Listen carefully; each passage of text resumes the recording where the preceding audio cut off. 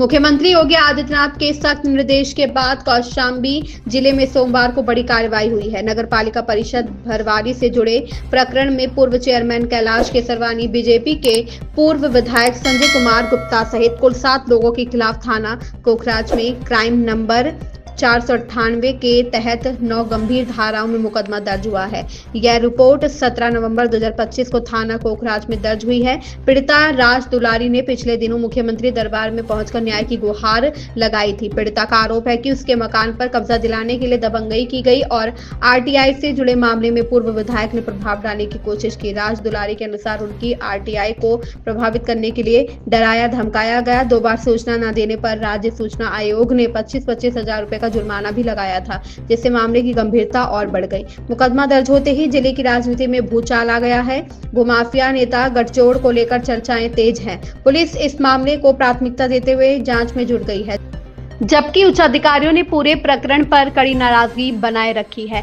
इधर पूर्व विधायक संजय गुप्ता ने प्रेस कॉन्फ्रेंस कर अपने ऊपर लगे आरोपों को बेबुनियाद बताया और कहा कि रिपोर्ट में उनका नाम गलत तरीके से शामिल किया गया है तथा यह मामला उनके कार्यकाल से संबंधित नहीं है। फिलहाल पुलिस की जांच जारी है और आने वाले दिनों में और बड़े खुलासों की संभावना जताई जा रही है।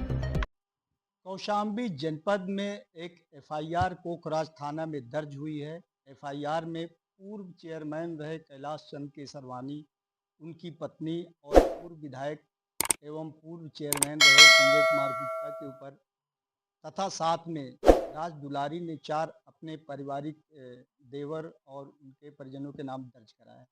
हालांकि चूंकि इस एफआईआर में पूर्व विधायक और पूर्व चेयरमैन का नाम होने से यह मामला फिर एक बार जिले में सुर्खियां बटोर रहा है। बता दें कि राज केसरवानी ने यह आरोप लगाया है कि उनका मकान एक चूँकि तत्कालीन टाउन एरिया में था और उस मकान को लेके पूर्व चेयरमैन जो भी रहे हैं उसमें किसी अन्य का नाम चढ़ा दिया है, उनका नाम नहीं चढ़ाया गया है। यहाँ तक कि आरटीआई भी डाला गया है। आरटीआई में कई बार उनका नाम कलेक्शन, बिजली कनेक्शन और जल कर आदि के तहत ये चीज़ें जवाब तो दिया गया है, लेकिन उनका आरोप है कि फिर भी उनका नाम नहीं चढ़ाया गया। आइए इस वक्त हम पूर्व विधायक संजय कुमार गुप्ता जी के पास बैठते हैं। आप पर एक कल एफआईआर हुई है, क्या कहना चाहिए? आप उस एफआईआर को पढ़े होंगे। एफआईआर मेरे खिलाफ नहीं है, हाँ मेरा नाम यूज किया गया है। एफआईआर कभी भी होती है तो कोई आरोप के साथ होती है। आप बताइए मेरे ऊपर उसने क्या आरोप लगाया? कोई आरोप ही नहीं लगाया। उसने सारा आरोप पूर्व चेयरमैन कैलाश चंद केसरवानी पे लगाया, जो तत्कालीन चेयरमैन थे। पूर्व चेयरमैन उनकी धर्मपत्नी सुनीता कैलाश केसरवानी पे लगाया। उसने एक वरासत को लेके राज दुलारी का एक पारिवारिक विवाद है और ये विवाद भाई भाइयों का है, इसमें बाहर वालों से कोई लेना देना नहीं। उस वरासत को लेके उनका आरोप है कि कैलाश चंद केसरवानी ने वरासत गलत किया।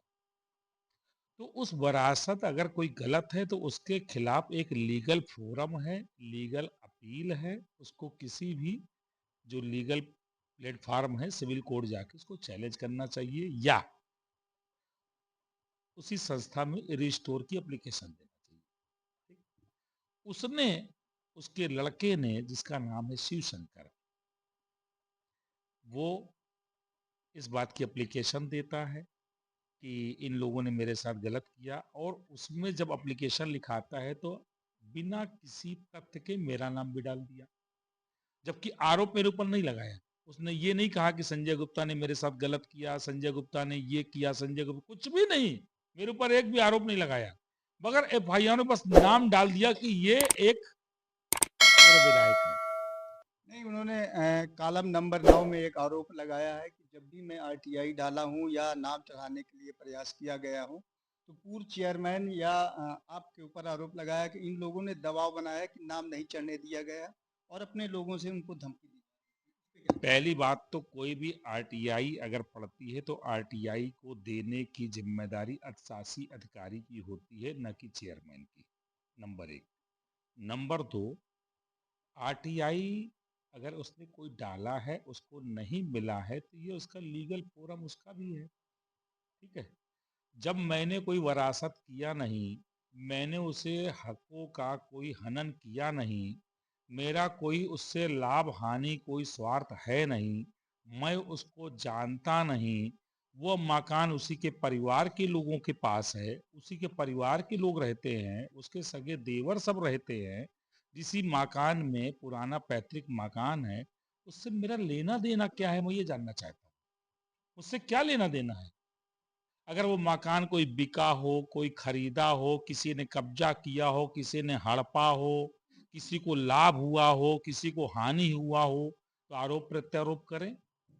मकान उन्हीं की फैमिली में है, फैमिली का विवाद है, वरासत करने वाले से उसकी शिकायत है। वरासत करने वाले संजय गुप्ता नहीं है, इसलिए संजय गुप्ता का नाम एक साजिश के तहत डाला गया है। और संजय गुप्ता का नाम उन लोगों ने डलवाया है जो संजय गुप्ता की लोकप्रियता से जिनका हाजमा खराब है। दिन में भी हम उनको दिखाई देते हैं, रात के सपने में भी उनको हम दिखाई देते हैं। उनको लगता है कि संजय गुप्ता के रहते मेरी दुकान कैसे चलेगी। ऐसे साजिश करने वाले हमारे विपक्षी साथियों की देन है। और मैं आपके चैनल के माध्यम से कहता हूँ, मैंने कप्तान से भी कहा है कि इसकी इन्वेस्टिगेशन कर लीजिए, साक्ष्य संकलन कर लीजिए, फिर एफआईआर अगली मैं कराऊंगा, मानहानि की कराऊंगा, सूट भी दाखिल करूंगा और एक मिसाल प्रस्तुत करूंगा कि फर्जी एफआईआर कराने की लोग हिम्मत ना करें। मैं एक लीगल फोरम पे मैं खुद जाऊं। ये बात कर रहे थे हमारे साथ पूर्व विधायक संजय कुमार गुप्ता, जिन्होंने बताया कि उनका नाम इस एफआईआर में विरोधियों द्वारा शामिल किए जाने की साजिश है, जिसके खिलाफ वो कोर्ट भी जाएंगे और मानहानि का दावा करेंगे। हालांकि अब देखना है कि रिपोर्ट दर्ज होने के बाद पुलिस प्रशासन इसमें इन्वेस्टिगेशन में क्या कार्रवाई करता है, ये देखने वाली बात है। अमरनाथ झा, कौशाम्बी, हिंदी खबर।